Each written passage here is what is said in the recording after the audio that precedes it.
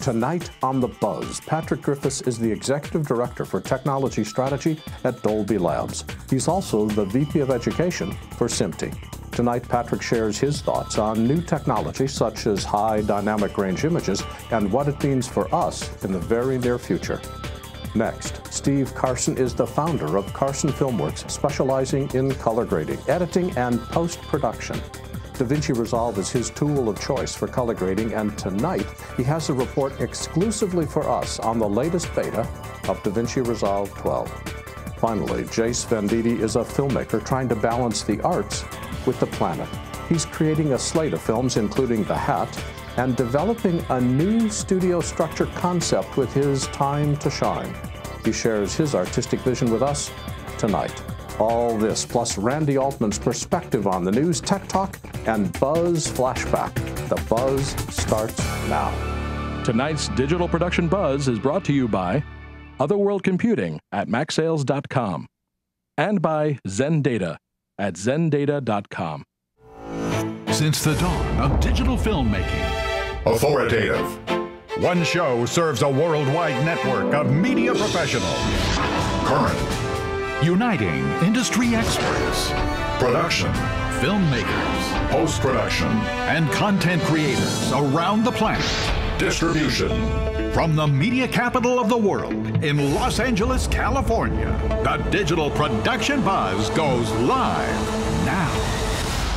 And welcome to the Digital Production Buzz, the world's longest-running podcast for creative content producers covering media production, post-production, and marketing around the world. Mike? Mike? No, this is the first time ever, just before the show, and I've been doing this for I don't know how long. Larry said, why don't you turn on Mike's monitor? It's never been on. I've never been able to see this show. I didn't even know I had a monitor until you told me I had a monitor. So thank you, I have a monitor, and all I'm seeing right now is a countdown. Isn't there like images or something on the monitor? There will be. Oh, there will be? But yes, the countdown is... But you know, I've never had a monitor to look at. You've Really? always had the monitor. I've never had a monitor. You know, if you just speak up for yourself. Thank you for having me. Well, that's what you said. So you're the co-host. Speak up. So I didn't know I could speak up. Okay. Guys, thank you. Damn it, I want a monitor. Next time, have that monitor at the beginning, not in the middle of the show. All right, Larry, go ahead. I want to wish you a happy birthday, by the way. Thank you very much. It's in 2 days, if I'm not mistaken. It's in 2 days. Congratulations. And I'm very happy for making this age. 30. Yes. No, 39, 40. For the fifth or sixth time, you're doing laps around 39. 41. Congratulations, by the No, way. I'm actually very grateful to be this old. We had a birthday cake for you. You noticed that? Yes, it was a really good birthday cake. By the way, I posted it on Facebook. So the whole world knows that the Digital Production Buzz crew up there gave me a birthday cake. It was wonderful. Because you didn't. And no, I certainly didn't, because I was too busy getting you a monitor. That's right. And trying to get it to work. Thank you. This is a great birthday present.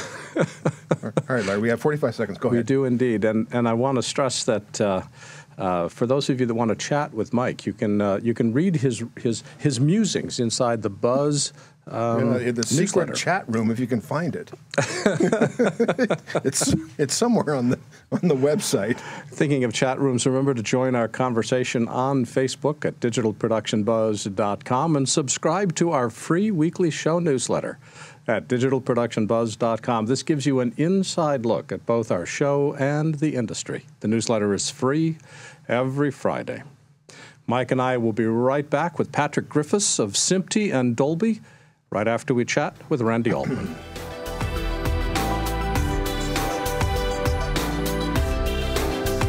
This is Randi Altman's Perspective.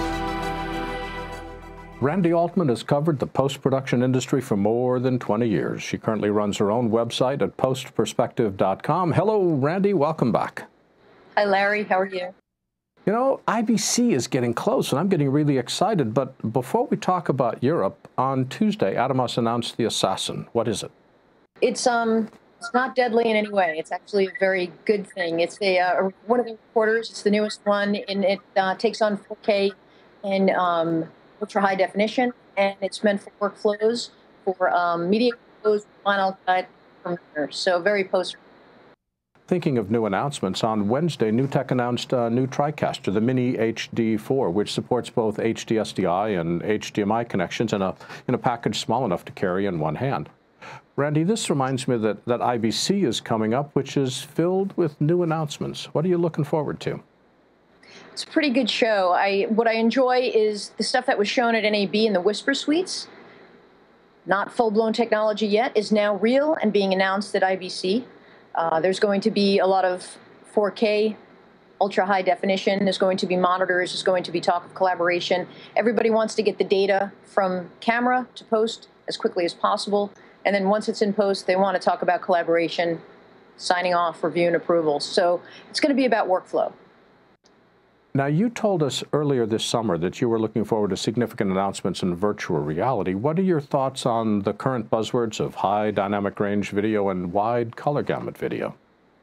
What I'm looking forward to is what I look forward to every IBC, which is what company Blackmagic will have bought and and then reduce the price of the product to $9.99. And I'm expecting that. It's all just conjecture, though. How would you describe the difference between NAB in the spring and IBC in the fall? They're big shows. I mean, obviously, IBC is more for the international market, but it is true that a lot of the stuff that is introduced in April is now available come September. But it's got a different vibe to it. It's a way more laid-back show. I mean, you're talking about a convention center that is on the canal. They actually have a beach with chaise lounges and people playing volleyball. There's beer everywhere. It's a completely different vibe than NAB in Las Vegas. Randy, I wish you safe travels on your trip, and I look forward to talking with you again next week. You can read Randy's current interviews at postperspective.com. And as always, Randy, thanks for joining us today. Thank you. To read more from Randi Altman, visit postperspective.com. Still to come on The Buzz, Pat Griffis, Steve Carson, Jace Venditti, Tech Talk, and Buzz Flashback. When you're working with media, one thing is essential. Your computer needs peak performance. However, when it comes to upgrading your Mac, there are so many different options to choose from that the process can be confusing. That's why Otherworld Computing carries the best upgrades that lets your computer performance and storage grow as your needs grow. Since 1988, OWC has become one of the most trusted names in quality hardware and comprehensive support to the worldwide computer industry. With an extensive online catalog of Mac, iPhone, and iPad enhancement products, as well as a dedicated team of knowledgeable experts providing first-rate tech support, OWC has everything you need to take your current system to the next level. Whether you need to maximize your system's memory, add blazing speed, or enhance reliability, look no further than the friendly experts at OWC. Learn more by visiting macsales.com today. That's macsales.com.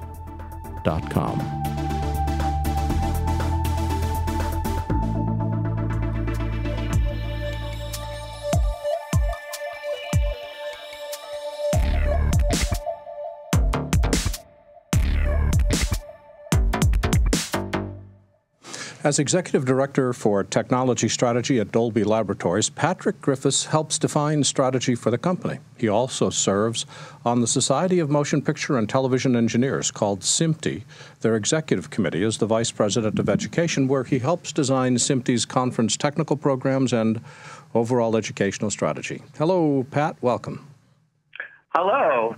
Great to be here. We are actually looking forward to this conversation because Mike loves things like SMPTE and engineering and codecs and stuff. So we're looking forward to our conversation. Yeah, we're only kidding. No,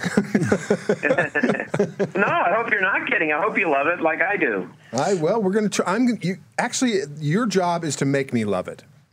So go ahead. Okay, I hope to do that. All right, thanks, Patrick. Education shall set you free, as they say. Patrick, how would you define SMPTE? What is it? Well, SMPTE, as you mentioned, the Society of Motion Picture and Television Engineers, has a rich history. Actually, the genesis goes back to 1916, and at the time, you might remember there was a world war. And believe it or not, there was a time when film standards weren't interoperable. And the U.S. government, as we're going to World War I, were getting film clips that wouldn't work together. And they said, this is crazy. We need a standard. And they set about forming a group, which became the Society of Motion Picture Engineers, to create a very simple standard to make sure all the sprockets were lined up so all the film would work interoperably. And from that humble beginning, SMPTE grew over the decades, began to take on some of the challenges of television in the 50s, and then became the Society of Motion Picture and Television Engineers, where we are today. If I remember right, back in the 1900s and the early teens, film cameras didn't even have motors. The cameraman was turning the camera by hand, which meant frame rates were everything from 8 frames a second to 20 frames a second. Is that one of the reasons why they needed to put this standard together?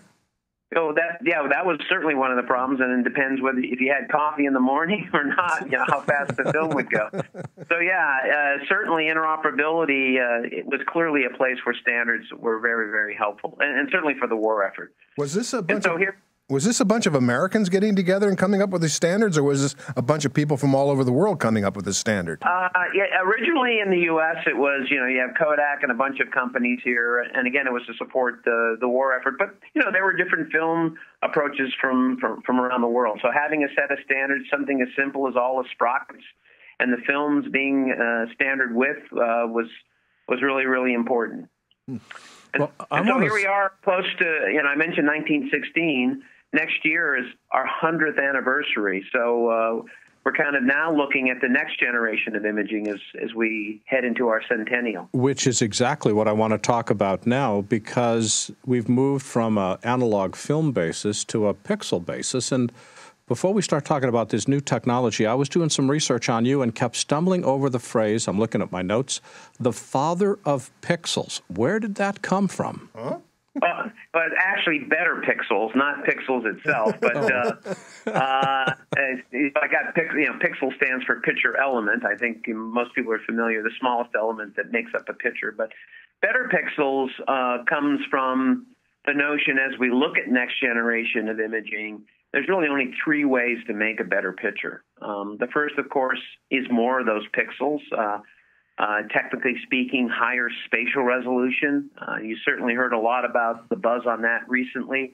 If HD, which is 2 megapixels, is not enough, now there's interest in going to what people euphemistically call 4K, which is actually 8 megapixels because it's twice the number of horizontal pixels from 2K to 4K, and then twice the number of lines.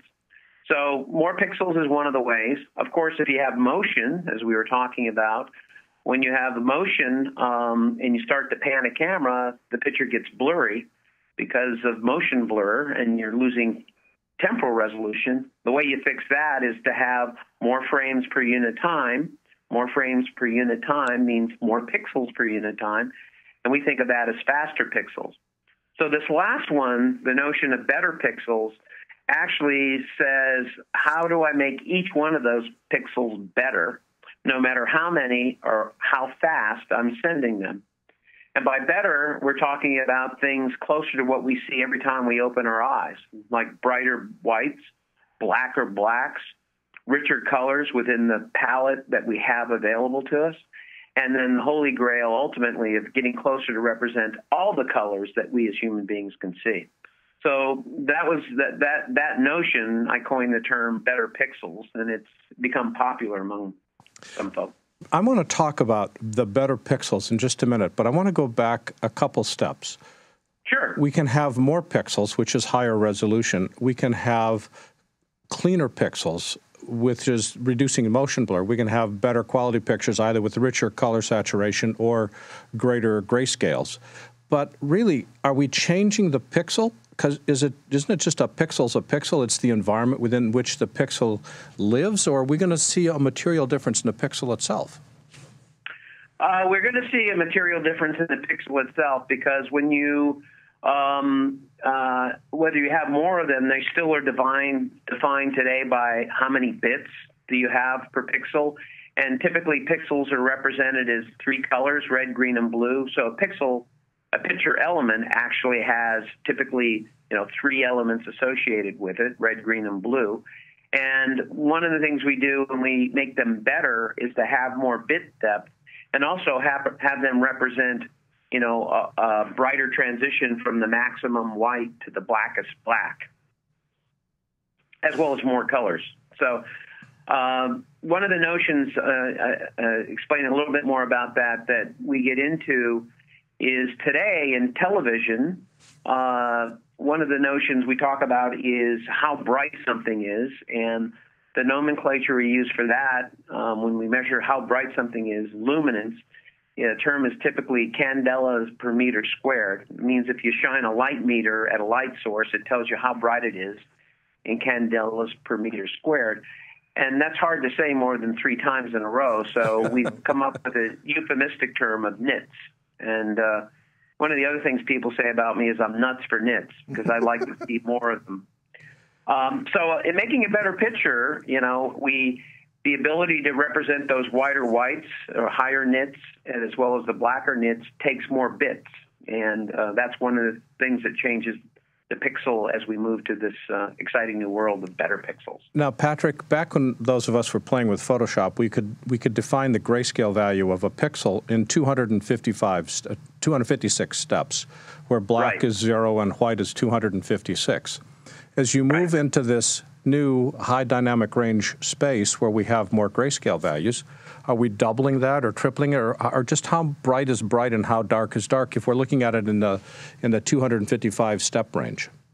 Oh, 255 steps is not enough to represent the real world. As I like to say, every time you open your eyes, you see high dynamic range.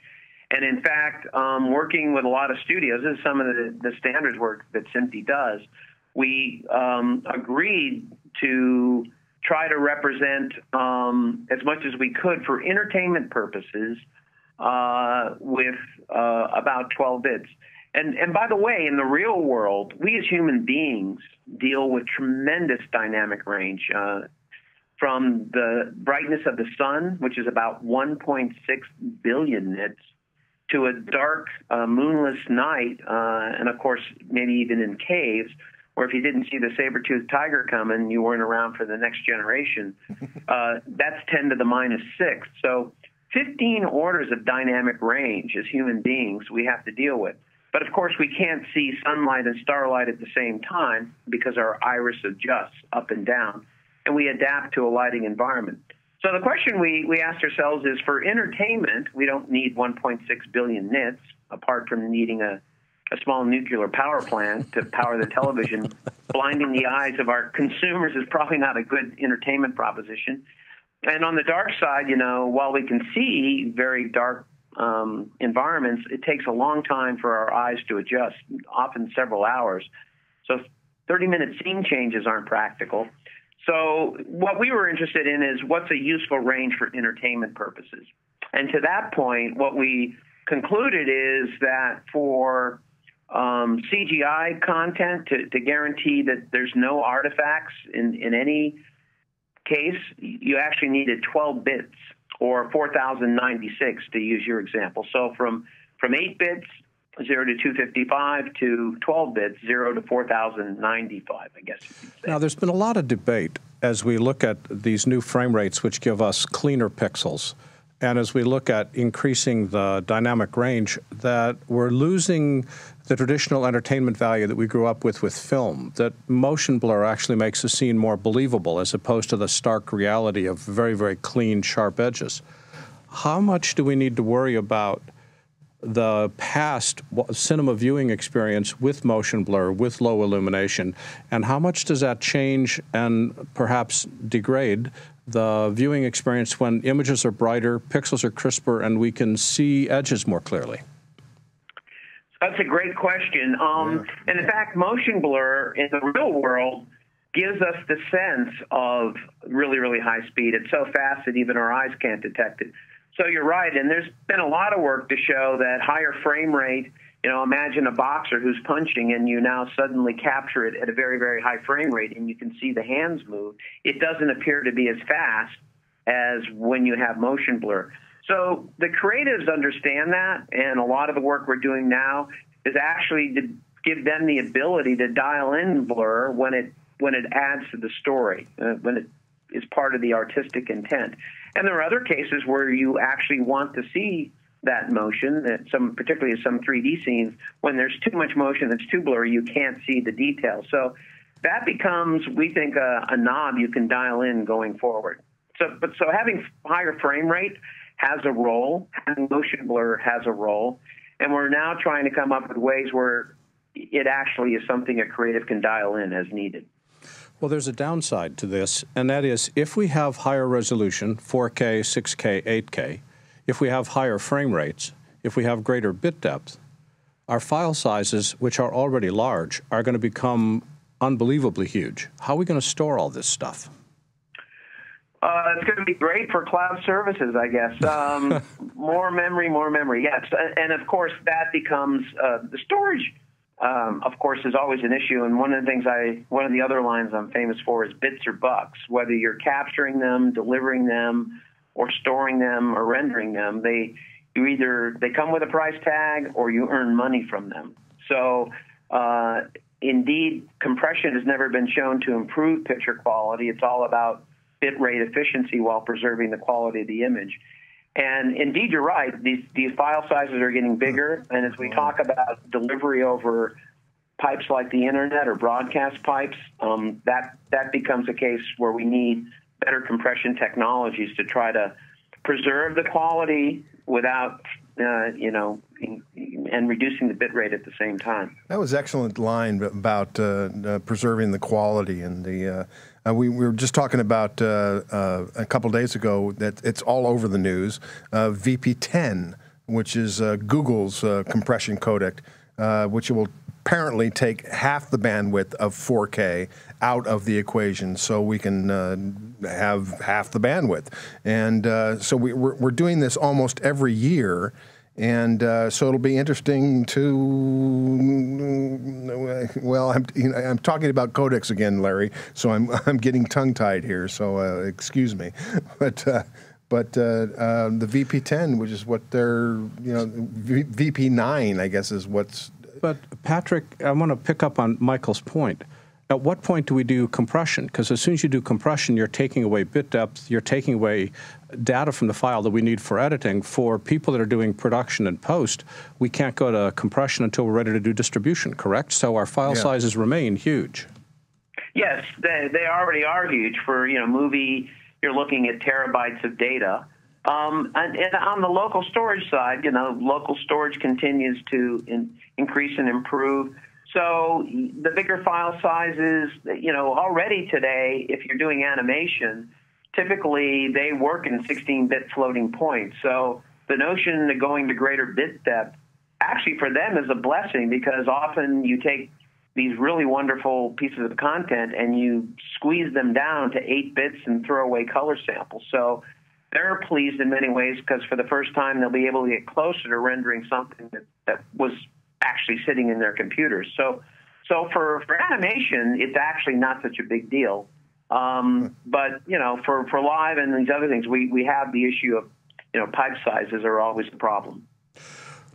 Before we run out of time, I want to talk with you quickly about Dolby Vision. So take your SMPTE hat off, put your Dolby hat on. What is Dolby doing in this regard? Well, in this regard, Dolby Vision is really our implementation of these next generation standards. One of the things I didn't talk about yet is when we sat down and said, what would the next generation entertainment experience be? What's a useful range for dynamic range for entertainment purposes? And I mentioned some work that led to a conclusion that 0 to 10,000 nits would be a useful range. 10,000 nits, by the way, is 100 times brighter than what we typically deliver in television today. And so Dolby Vision, we also realized that if we're designing for the next generation with a clean sheet of paper, why would we use a system based on the legacy of cathode ray tubes that go back to the 50s and a convenient artifact of physics called gamma, which defines the way they make light? Gamma is a great, it was a convenient artifact of physics, but it doesn't represent the way the human eye sees. So some of the work we did was to say, what would an ideal system be that models the human eye? And that led to work that actually brings me back to SMPTE. We created a new standard for the future called SMPTE ST20 84. Okay, but wait. This is going to take us the next week and a half to describe, so I want to sort of cut it short. SMPTE already has a spec for HDR, and it also has a spec for wide color gamut. Why is Dolby creating its own spec in competition with SMPTE? Oh, the spec that SMPTE has was based on Dolby's contribution. So we standardized the technology, and now we're implementing it. So what Dolby Vision does is we implement those standards. We have a variety of ways of delivering that quality in either a backwards compatible fashion, because many in the OTT world have legacy content, standard dynamic range, and you can add the high dynamic range on top of existing files. It is an option within the Blu-ray standard.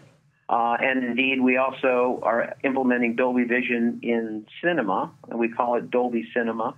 There are already theaters like AMC, and been some movies from Disney that have been delivered with Dolby Vision. So high dynamic range, wide, brighter colors, better contrast than you've ever seen before. That's really what, and an end-to-end ecosystem. We have the tools, the delivery mechanisms. So it's actually a full ecosystem with products and services. Patrick, we're going to have to talk with you again because this is really cool stuff. For people that want to learn more, where can they go on the web? Well, in terms of SMPTE, I guess www.SMPTE.org, and then, of course, you can go to the Dolby website to learn more about Dolby Vision. And Patrick Griffis is the VP of Education for SMPTE and the Executive Director of Tech Strategy for Dolby. Patrick, thanks for joining us today. It's been fun, and definitely more to say for another day. Look forward to it. Bye-bye.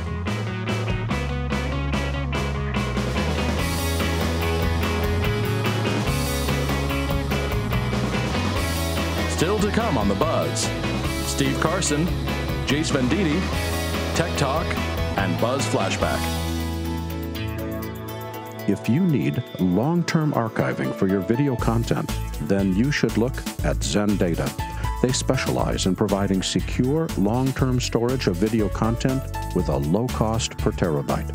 The company has a variety of archive solutions that range from external LTO drives that can connect to your laptop to multi-petabyte storage systems using huge robotic libraries.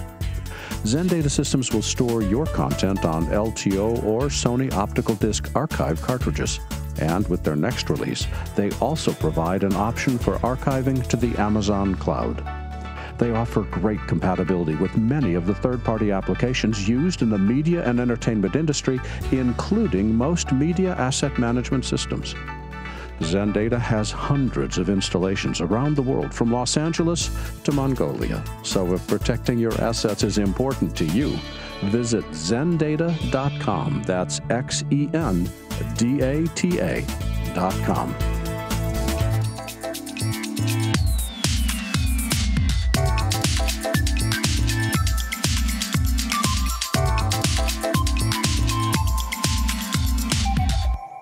Steve Carson is the founder of Carson Filmworks, a San Diego-based boutique specializing in color grading, editing, and on-site post-production services. While Steve's first career was in banking, starting about 10... Are you serious? Banking? I'm serious.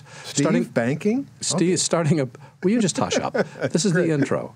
About 10 years ago, Steve fell in love with filmmaking, and for the last 4 years, he's focused on color grading using DaVinci Resolve as his principal tool of choice for color grading. Hello, Steve. Welcome. Hi, Larry. How are you? We are doing great, even if Mike does interrupt the introduction. I think it's pretty cool that a banker goes to color grading. I think that's really awesome. Thank you. Well, congratulations to you for choosing a good job rather than the other job that we are going to messed up the country big time, a few years ago. Before we get into having you defend your career as a banker, how would you describe Carson Filmworks? It is a boutique based in San Diego, and we have a lot of production tools, and we do a little of everything from documentaries to shorts, and right now we're working on a feature film, but my personal favorite is color grading, so that's where I do most of my focus.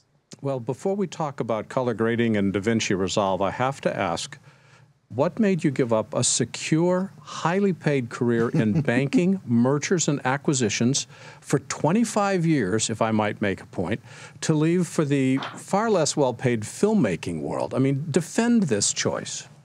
Well, in a word, creativity. Hey. We bought and sold about 100 banks in the Southeast, and the only thing creative was you took the sign out front that said First State Bank of whatever little town, and you converted it into a sign that said Bank of America. And, you know, that's not super creative. So you moved out of the South, came to California, and set up a Da Vinci suite. Why Da Vinci Resolve? Well, because it is probably one of the most used in the industry.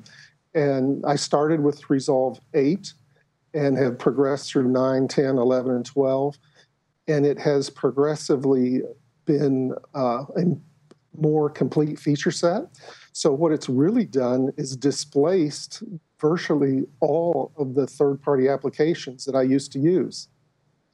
I will point out, Larry, except Final Cut 10, I still use them. So you were using Resolve as an editor as well as a color grader?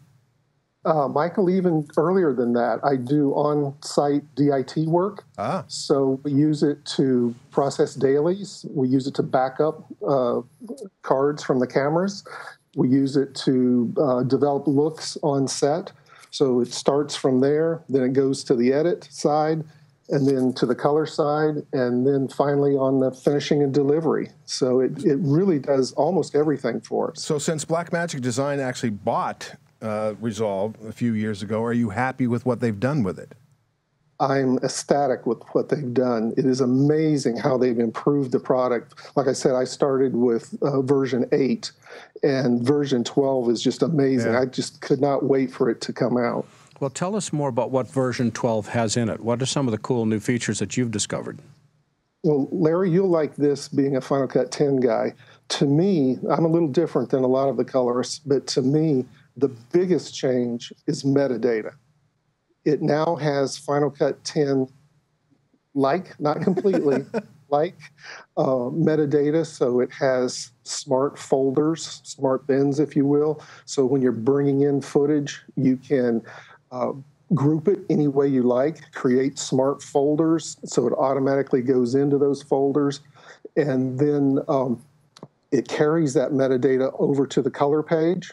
So a good example might be you could rename all of the files. You know, each clip typically have these names that don't make sense to a lot of people, but you can rename it to scene 23, take 1, take 2, take 3, and that creates a displayed name, and that name carries throughout the project. So when you're in the color page, color grading, and the director says, hey, let's take another look at scene 23A. Can we do something with that?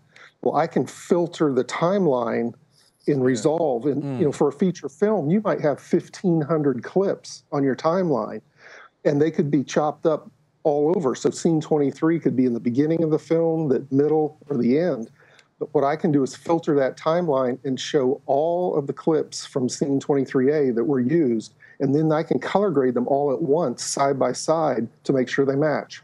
So it's an unbelievable new tool. Could you not do that with Resolve 11? Is this new in Resolve 12?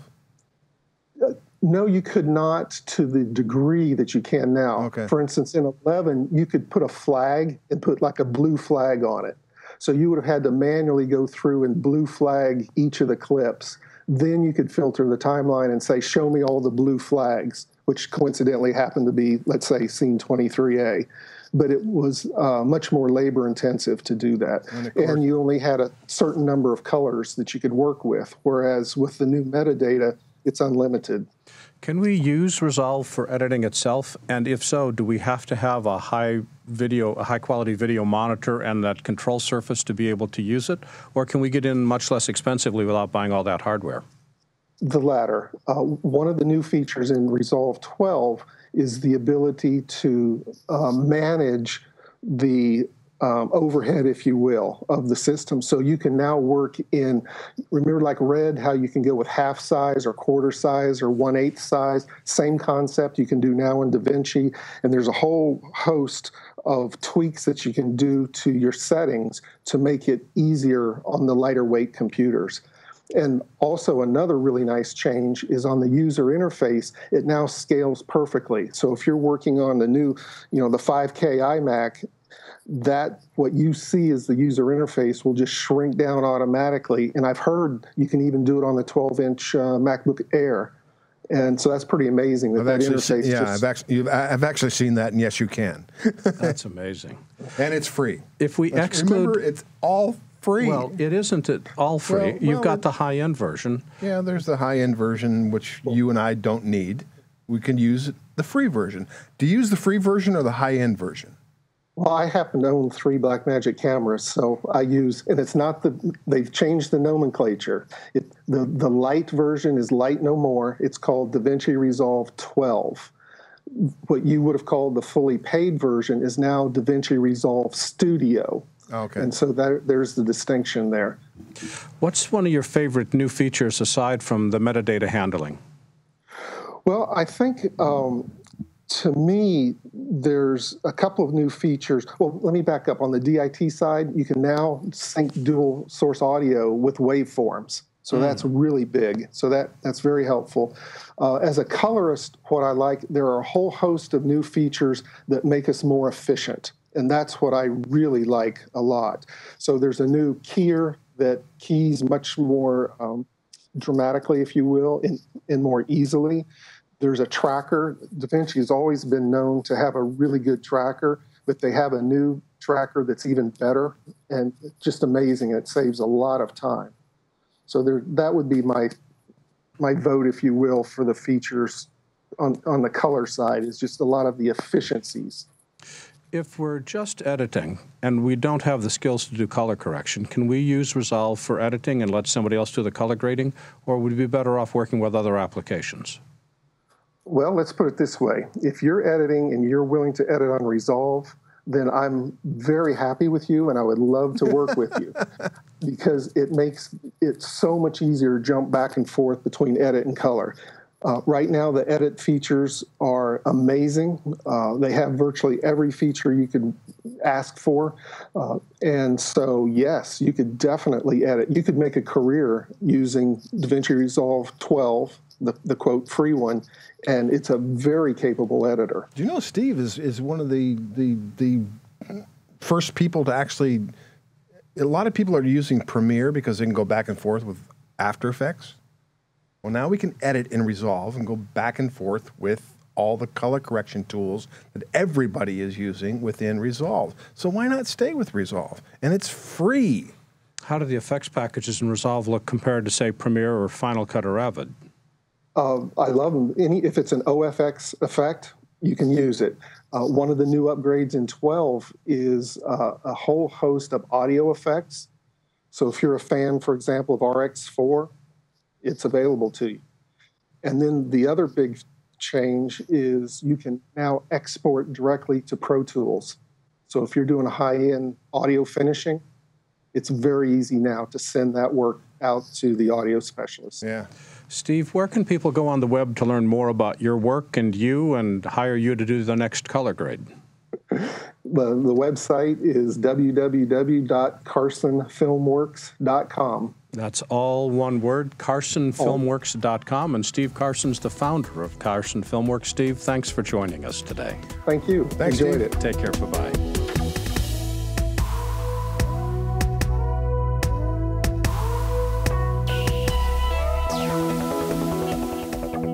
Still to come on The Buzz, Jace Venditti, Tech Talk, and Buzz Flashback.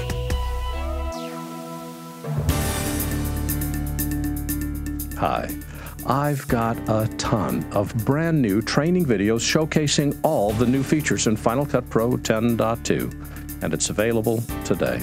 In fact, we've updated our entire Final Cut training just for this release. We added more than 70 new movies covering every major new feature in the software.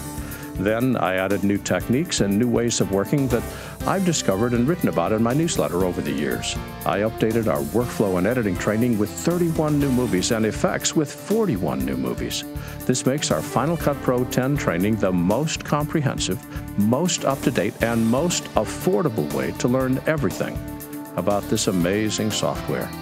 It's quick, it's easy, and it's complete. I'm proud of all of my training, and especially this one. Get your copy today in our store at larryjordan.com, or even better, become a member of our video training library and get access to all our training for one low monthly price. Both are incredible values. Thanks.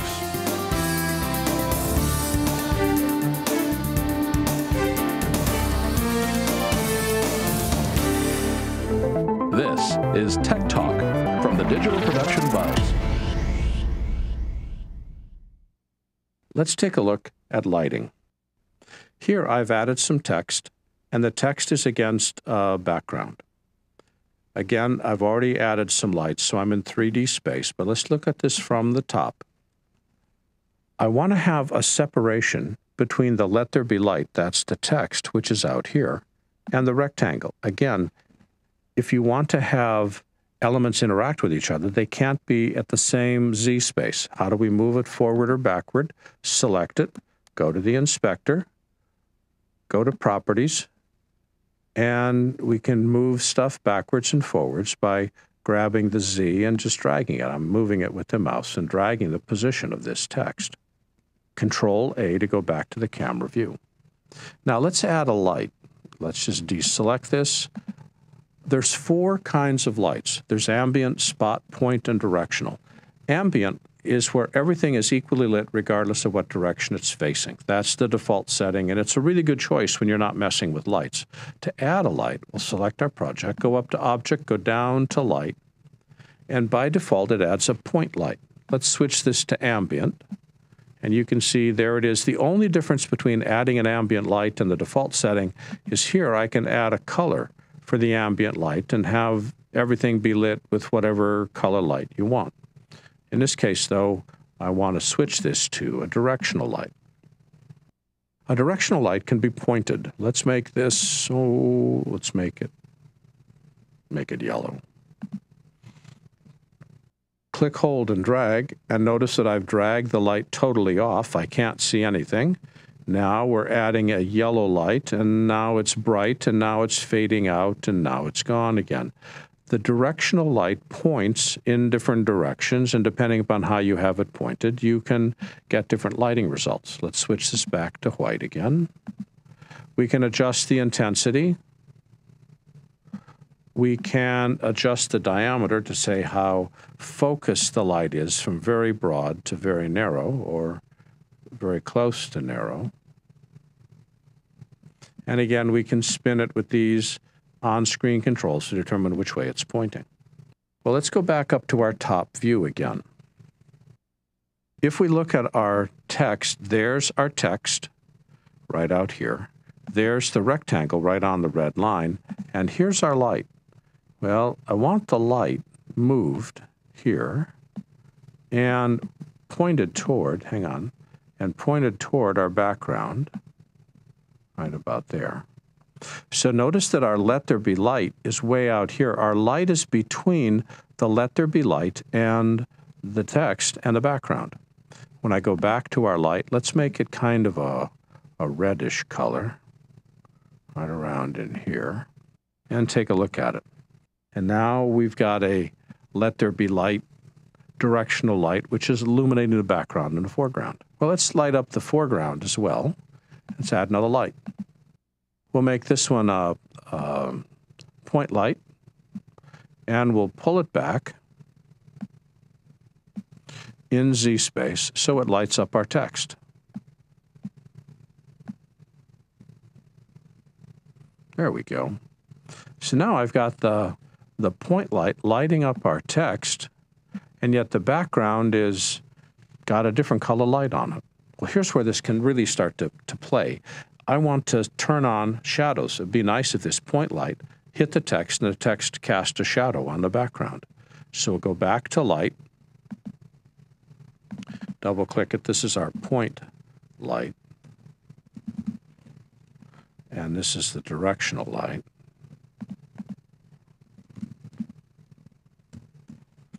Okay, with the point light selected, now go to light and see where it says shadows. I'll just turn the shadows on. Look at that. Now we've got light. Let's go back to the light properties. Let's raise it up just a bit. Our shadows go down. Let's move it from side to side. As the light pans, the shadows move. And notice that our foreground text is white. Our background text is red. Why? Because I've got two lights. I've got the point light shining on Let There Be Light, and I've got the directional light, which is red, shining only on the background, which means it's filling in those black shadows with a red cast light, which you got to admit is kind of cool, and we're taking advantage of the depth that is provided by having our text be in the foreground and our rectangle be in the background, and we can use multiple lights. We can also, for that matter, use multiple cameras, but we'll save that for another session then today. This Tech Talk was shared from Larry Jordan's website at larryjordan.com.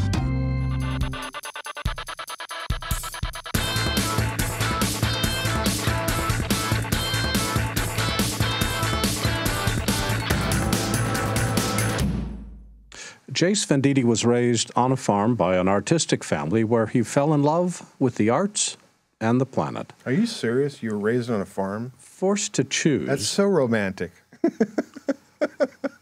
Forced to choose between soccer and his love for singing, acting, and dancing, the arts won out. He's developing a film, The Hat, and creating a new studio concept with time to shine.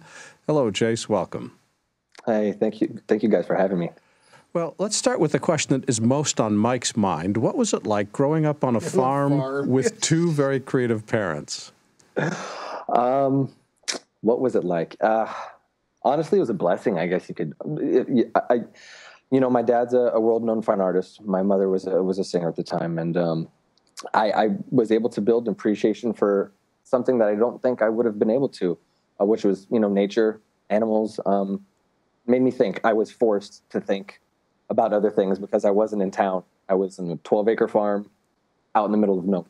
So. Was it a working farm or just simply a place where your family lived?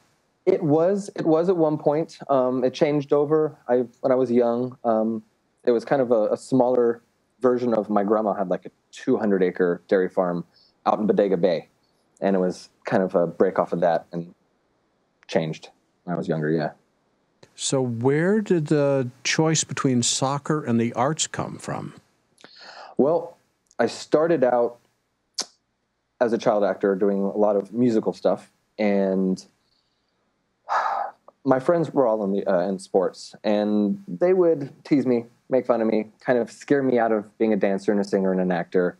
And even though my parents loved it, and they noticed I had a knack for it, which also put added stress on it. So I kind of, it's like, it's not fun anymore. My parents are stressing me out with it. My friends are giving me a hard time. And somebody's calling here. It's interesting. So I fell in love with soccer, and I played it for most of my life. Realized something was missing. And in college, I went to junior college to try and figure out where my life was going to go. I took a singing class, a dancing class, and an acting class. And I was like, what have I been doing? What junior college did you go to? Santa Rosa Junior College in Northern California, Sonoma County. Yeah. That's a beautiful area. Oh, so beautiful. Beautiful. So singing, dancing, and acting. Of the three, which one did you enjoy the most? Wow. Honestly, for the only reason that it came much more natural to me, acting. Singing, I really, really, really, really had to work hard at. And dancing was, I loved it, but acting just happened naturally. It was a meant to be kind of thing. I just loved singing and dancing because it was a different outlet. It was live. There was a different type of energy there. But yeah. I had a chance to look at the trailer for The Hat, which is your film. We'll talk more about that in just a minute. Sure. But do you see a relationship between the way that dancing helps you think about your body and how your body moves, and acting and singing, do those reinforce each other in terms of your craft, or do you see them as separate? No, they're all actually intertwined at one point. You know, I didn't really understand the mechanics behind singing until probably when I moved to LA, which is around 2000, and I happened into a boy band, which was pretty amazing. You know, it's like off the bucket list kind of thing. And I realized how you really have to pay attention to your breathing and certain muscles that are things that we don't think about, that are more second nature. And you really had to work on controlling those. So those tied into working out, which ties into dancing. They're all involved in some way. And then, of course, performing as an actor, if you're doing stage stuff, movement is vital. Yeah, you know, you go to a four-year theater program or a cinema program or anything like that, especially for acting, you always take not only acting classes, you always take movement classes, you always take singing classes, you always take vocal classes, you always take all of that because it is interconnected. It's interconnected, yeah. Yeah, everything feeds off of everything. Right. So tell me about this new time to shine idea that you've got. What's this? It came about pretty much when you're, I guess you could say, quote unquote, a starving actor, entertainer. There's a vicious circle that exists. You need money to get your website up and running and to get headshots and for this and that, but you need those to get the money and, you know, to get the gigs. That vicious circle. That vicious circle. So luckily, my mom got into graphic arts when I was young, and I'm kind of a computer nerd as well. I love anything creative. So I got into editing a little bit. I got into Photoshop, and I realized, hey, I could do this for myself. I could implement these skills for other artists that couldn't afford, you know, what the industry standard at the time was, and they didn't have that pocketbook, I guess you could say. So it started there. Time to shine. The goal, as cheesy as it sounds, is everybody deserves a time to shine. So the concept was, it doesn't matter what your pocketbook allows or doesn't allow, you should get an opportunity. So that's kind of where that concept came about. Started a business plan back in 2007. It was 72 pages geared towards more of the performing arts and music, because that's what I was really intense with at that point. But over the last 8-9 years, it has developed into an all-round artistic utopian concept, kind of everybody helping everybody, whether it's networking, producing, showcasing, distributing, a little bit of everything. So where is this based? Right now it's home-based. It's here in San Diego. Steve, who you guys did an interview with prior, he's one of my partners, and we're working right now with some potential investors in the first of what's going to be 3 phases. It would be just a small place where the new team can get together and gather for some of these feature films that we're helping partner with in LA and a couple here in San Diego. And then once those get moving, the goal is to move to a build out of a 40,000 square foot warehouse. And then we have connections to some land down here for the first 60 acre to 200 acre build out, which would take about 5 to 10 years. And it's motion picture, fine arts, music, and performing arts. Did I hear you right when you said a 72-page business plan? That was in 2007, and that only revolved around music and performing arts. Yeah, it was 72. Yeah. And you're going to build a studio. Is that what I heard? We want to. We have I don't want to build. No, I don't want to build it. I'd like to utilize it. No, we've been blessed. It's really crazy how, which we'll talk about, I guess, when we get to the hat. The law of attraction most definitely is in the air and is working for us. It's we're gathering the right people as far as people who have the right vision and mission, care about things, also artistic and creative. We have access to 3 different types of land in San Diego. Investors now, because of the hat teaser that has been floating around. And things are moving along.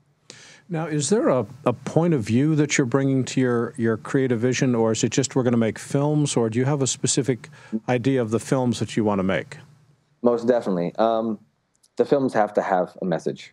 It doesn't have to be relevant right there in your face. For example, Avatar. I fell in love with it for the main reason that it kind of told the story of the Indians and the Pilgrims.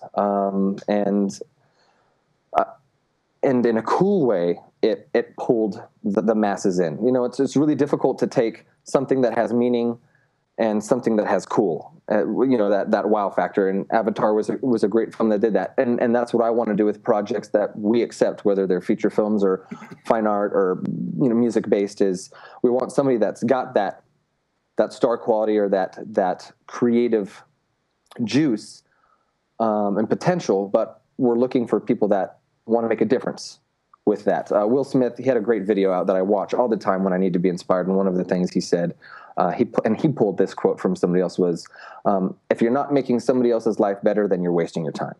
And luckily, being raised on a farm, connecting with nature, having parents that really cared, you know, I think that's a piece of the vital puzzle.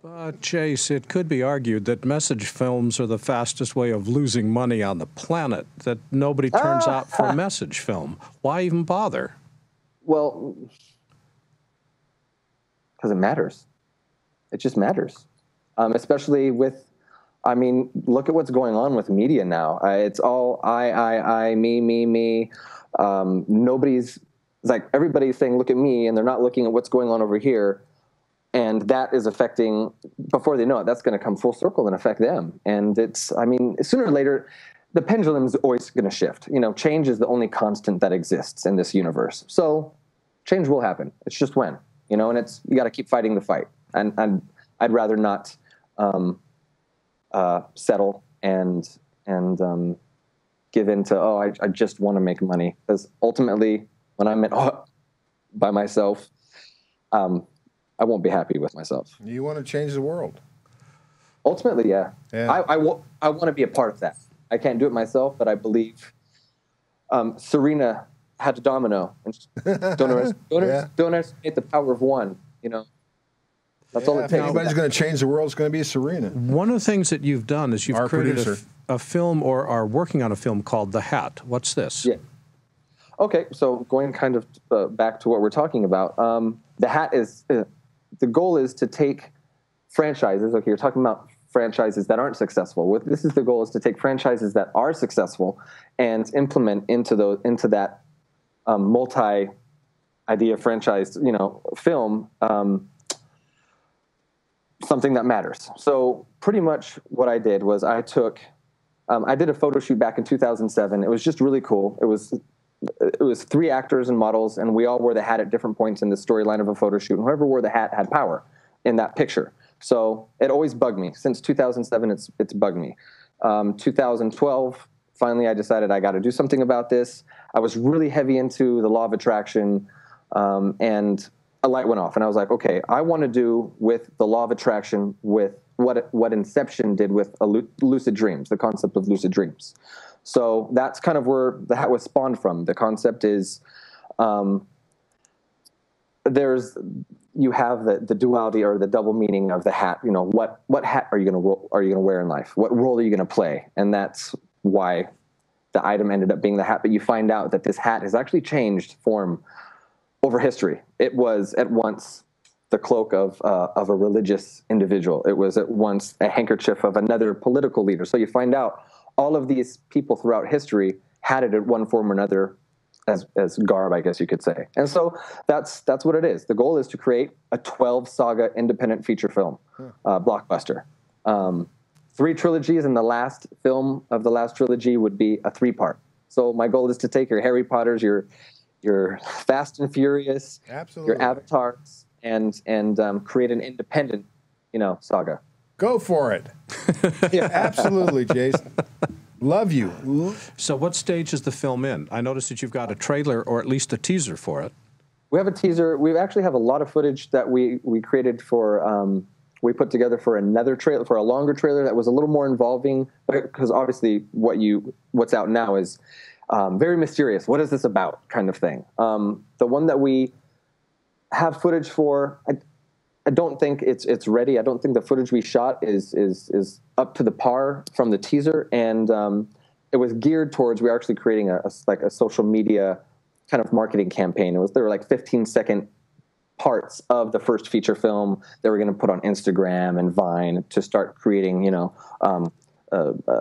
I guess you could say momentum and fan base or whatnot. So right now, for people that want to learn more, where can they go on the web? Thehatfilm.com. Thehatfilm.com, and your website is? JaceVenditti.com. That's JaceVenditti. There's 2 T's, JaceVenditti.com. And Jace, thanks for joining us today. Thank you guys for having me. Take care. See you soon. Bye-bye. Yeah.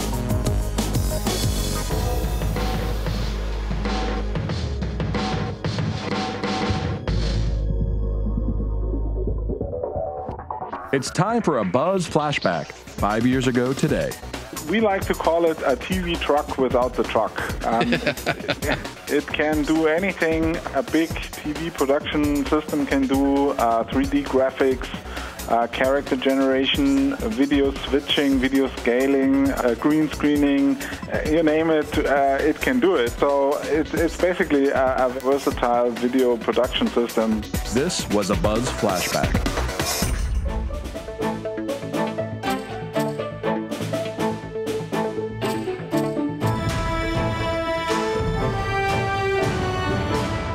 Michael, you got to admit that this is a show which sort of spanned the waterfront. We start talking about the technology, Absolutely. High dynamic range video and brand new ways of displaying pixels, and then we're doing color grading with a brand new new application for Resolve. And then we're talking to a guy with a lot of wonderful idealism. Changing the world. Yeah, it's very cool. Yeah, very inspiring. Especially because people are so smart and so idealistic. It's just, we have that.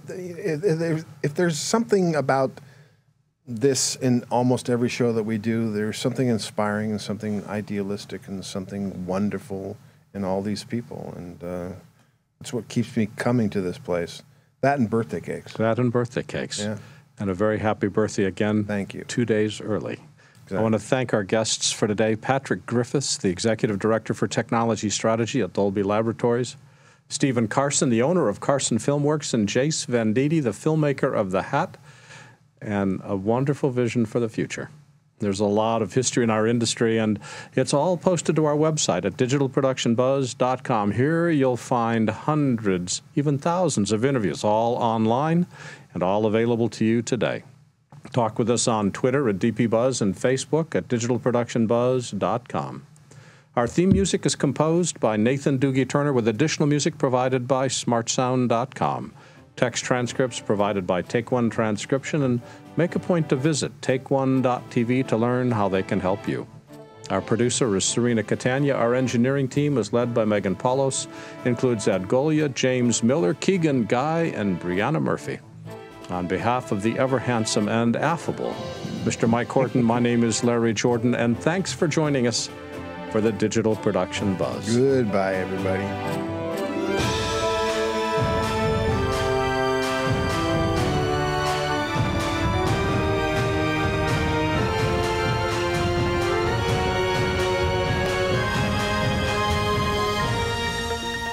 The Digital Production Buzz was brought to you by Otherworld Computing, providing quality hardware solutions and extensive technical support to the worldwide computer industry since 1988. And by Zen Data, who provides highly competitive digital video archive solutions.